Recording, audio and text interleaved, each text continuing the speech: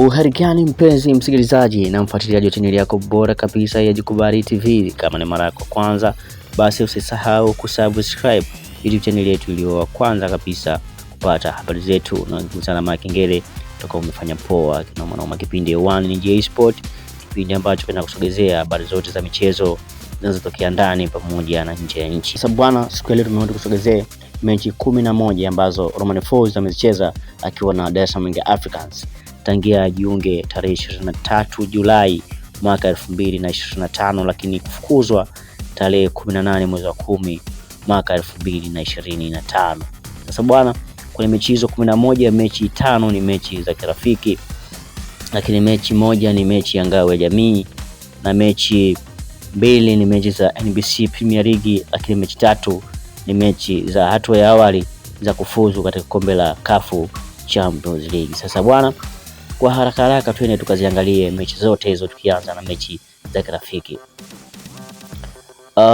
Romain Folz akiwa na Dar es Salaam Africans amefanikiwa kucheza kwenye mechi ya kirafiki dhidi ya Fountain Gate, ambapo Dar es Salaam Africans amefanikiwa kushinda goli 2-0. Lakini pia Romain Folz alisimama kwenye mchezo wa kirafiki kati ya Dar es Salaam Africans dhidi ya Tabora United, ambapo Dar es Salaam Africans pia walifanikiwa kushinda goli 4-0, na baadaye wakacheza dhidi ya JKT Tanzania, ambapo pia Dar es Salaam Africans walifanikiwa kushinda goli 2-1.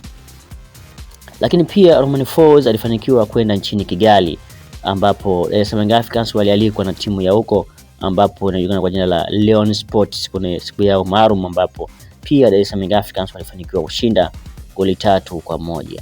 Lakini pia Romain Folz alifanikiwa kusimama kwenye mchezo wa Dar es Salaam Africans dhidi ya Bandari FC, ambapo mchezo huo ulichezwa kwenye wiki ya wananchi, kwa maana siku ya kelele, ambapo pia Dar es Salaam Africans walifanikiwa kushinda goli 1-0.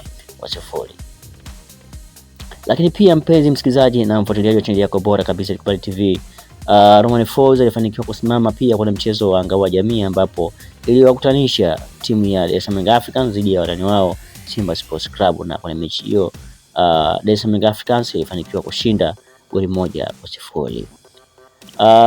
Pia Romain Folz alifanikiwa kusimama kwenye michezo miwili ya NBC Premier League, ambapo mechi ya kwanza ya NBC ni Dar es Salaam Africans walikutana na Pamba FC, ambapo Dar es Salaam Africans pia walifanikiwa kushinda goli 3-0.